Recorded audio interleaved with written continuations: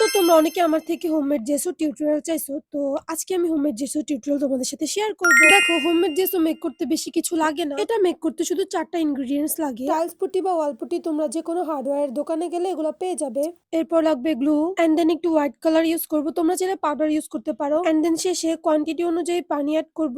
And then এগুলো mix করব। আর তোমরা অনেকেই জানতে চেয়েছো যে রক পেইন্টিং চ্যালেঞ্জ ডে 27 এর পর থেকে আমি আর কোনো ভিডিও আপলোড করি নাই কেন? কারণ আমি অসুস্থ হয়ে গেছিলাম, তাই আমি আর কোনো ভিডিও আপলোড করতে পারি নাই। ওকে, তো তোমাদের সাথে কথা বলতে বলতে আমার জেসো মেক করা শেষ। আর এই জেসোগুলা আমি হচ্ছে গিয়ে আমার ডে 28 এর স্টোনের উপর অ্যাপ্লাই করব এন্ড দেন এটার মধ্যে তোমাদের রিকোয়েস্টেড অবজেক্ট ড্র করব।